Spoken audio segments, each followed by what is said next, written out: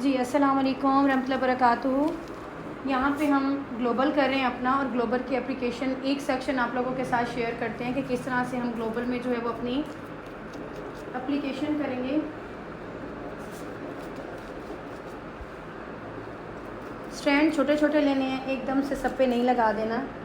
और उसकी एमल्सिफिकेशन, आप लोगों की क्यूरीज बहुत ज़्यादा आज मुझे रिसीव हो रही थी। जितना पॉसिबल हुआ है मैंने 30 मिनट्स के अंदर या 40 मिनट्स आई थिंक आप लोगों के साथ में रही हूँ, मैंने आप लोगों को रिस्पांस किया है। लेकिन एक सबसे बड़ी चीज़ है, आप लोगों की क्यूरीज एक्सप्लेन सही नहीं की हुई होती, मुझे आप लोगों के क्वेश्चन समझ नहीं आ रहे होते। और एक चीज़ आप ख़ास ख्याल करें, जो हाउस वाइफ्स हैं और जो बिगनर्स हैं, कि हेयर का काम ऐसा बिल्कुल नहीं है कि मैं आपको बताऊँ ये शेड उठाएँ इसको लगा दें। अब मुझे नहीं पता आपके हेयर्स की हिस्ट्री क्या है, आपके जो है वो रूट्स पे क्या लेवल है, आपकी लेंथ का क्या लेवल है, आपका फ़ाइन है, कोरस है, मीडियम हेयर है। तो हेयर्स का काम जो होता है विदाउट हिस्ट्री पॉसिबल ही नहीं है। ठीक हो गया। आप जस्ट मैं आप लोगों को बताती हूँ कवरेज का मेथड। इससे ज़्यादा अगर इश्यूज़ ज़्यादा हैं स्वेयर किस्म के, आप लोगों की क्यूरीज आ रही होती हैं कि जी हमने ग्लोबल करना है, स्ट्रिकिंग करनी है, तो घर पे बताएं। घर पे मैं तो रेसिपीज़ आपको दे दूँ, लेकिन आप लोग अगर उसे घर पे अप्लाई करेंगे और एप्लीकेशन के दौरान ही अगर कोई इशू हो, बैलेंस हो रही होती है, रूट्स पे वॉल्यूम कुछ और होता है, लेंथ पे कुछ और होता है, उस पर न्यूट्रलाइज़र की जो है वो नंबर्स वगैरह भी होते हैं, बहुत कुछ। ये मतलब हेयर्स का काम बहुत क्रिटिकल होता है, जितना दिखने में इजी लगता है वैसे होता नहीं है। सो आप लोग जो है वो एक चीज़ को समझने की कोशिश करें। मैं आपको ग्रे कवरेज की सारी रेसिपीज़ बता सकती हूँ। इसके अलावा बाकी जो बिगनर्स हैं, ठीक है, वो भी देख लें। बाकी एक्सप्लेनेशन के लिए आप लोग यूट्यूब पे जाएंगे, यूट्यूब पे डिटेल एक्सप्लेनेशन है, वहाँ पे आप ईच एंड एवरीथिंग, वहाँ पे recipe sectioning each and everything वहाँ पे एक्सप्लेन है। अब यहाँ पे हम ग्लोबल कर रहे हैं, हमारी जो है वो विश ये है कि वेट,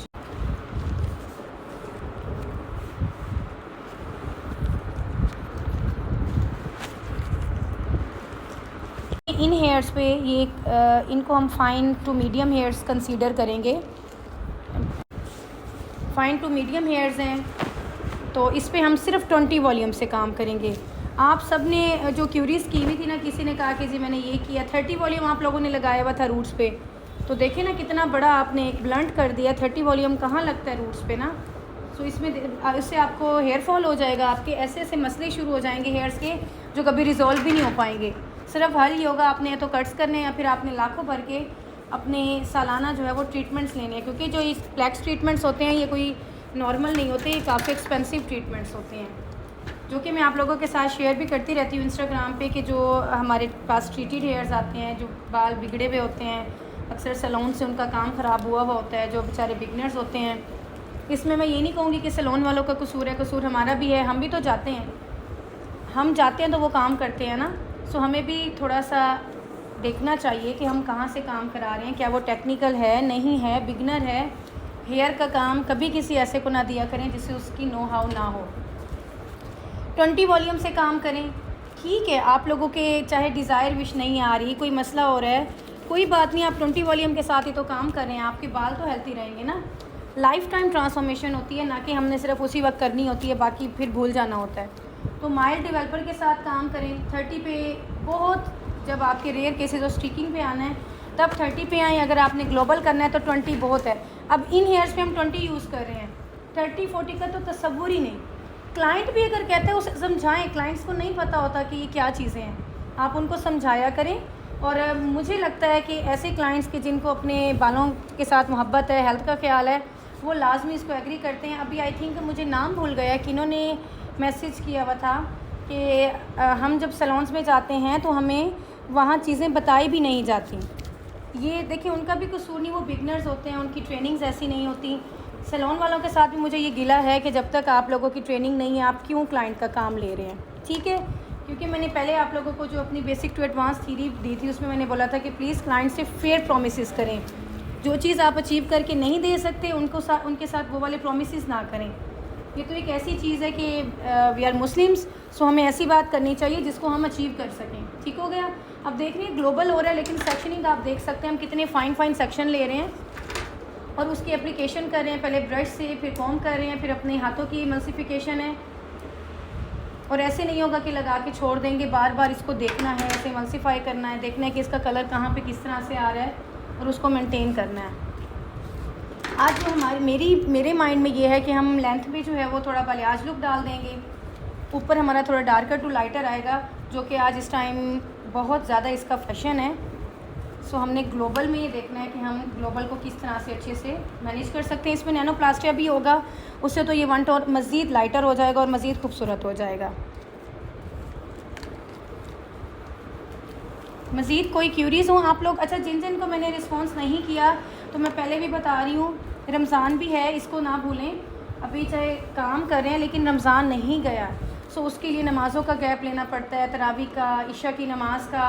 आप लोगों को पता है कि मैं उससे आगे फिर काम नहीं लेती, मेरी जो है वो कुछ रूल्स रेगुलेशंस हैं, क्योंकि काम पूरे साल होने हैं और रमज़ान चला जाएगा और इसकी बरकतों से महरूम रह जाएंगे। तो इसी वजह से रात को मैं आप लोगों की क्यूरीज़ नहीं देख सकती। इंशाल्लाह रमज़ान के बाद खैर आफ़ियत से आप लोगों को 1-2 घंटे जो मैं स्पेसिफ़िक फ़िक्स करूँगी, और 10K पे हम फिर लाइव आया करेंगे, जिसमें आप लोगों की लाइव क्यूरीज़ को रिस्पॉन्स किया जाएगा। और ट्रेनिंग्स के लिए जो लोग आना चाह रहे हैं, आप लोग कोई इस्लामाबाद से हैं, कराची से हैं, आप सब थोड़ा वेट कर लें। हम जो है अभी रमज़ान में तो सवाल ही नहीं, रमज़ान खैर से बस अब रुखसत हो रहा है।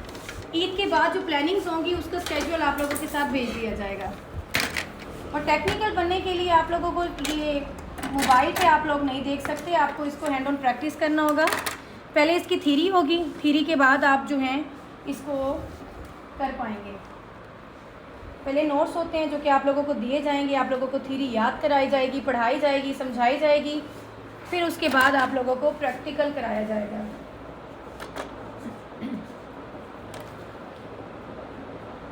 अब आप देख सकते हैं यहाँ पे हमारे 3 शेड्स हैं। हमारी ग्रे कवरेज भी है, हमारा 10 to 12 इंचज़ तक जो हेयर है वो डार्कर में है, और इसके अलावा जी हमारा जो है एंड लेंथ पे थोड़ा लाइटर है, 6 लेवल का हमारा हेयर है, तो इसको हम मेंटेन करते हैं। कवरेज का जो मटेरियल अभी नहीं लगा रहे, वो इसलिए नहीं लगा रहे क्योंकि आपको पता है रूट्स में ऑलरेडी रूट की अपनी हीट होती है, तो जब हम इसको कर लेंगे हमें लगेगा इसका अच्छा कलर आ रहा है। एंड में 30 मिनट्स या 20 मिनट्स होंगे, फिर हम अपना टचअप का मटेरियल लगाएंगे रूट्स पे। आप नोट कर रहे होंगे कि रूट्स पे हमारा मटेरियल अभी नहीं लग रहा, ठीक है, तो वो इसीलिए नहीं लग रहा क्योंकि अभी हम ग्लोबल लगा रहे हैं। एप्लीकेशन आपकी बहुत अच्छी होनी चाहिए और प्रोडक्ट में बिल्कुल कंजूसी नहीं करनी, वरना कलर अच्छा नहीं आएगा। अच्छा, कुछ मुझसे पूछे थे रेवलॉन का और इस तरह, आई थिंक रेवलॉन मेटालिक है, तो देखिए हम क्यून यूज़र हैं, मैं क्यून की रेसिपीज़ तो आपको दे सकती हूँ, गार्नियर की, रेवलॉन की, इजी कलर की। मैं इनकी यूज़र नहीं हूँ, बता सकती हूँ लेकिन मेक श्योर नहीं हूँ क्योंकि मुझे इनके कलर्स का कोई आइडिया नहीं है। हर ब्रांड, हर कंपनी अपने कलर्स के चेंज जो है वो तरीक़ाकार रखती है।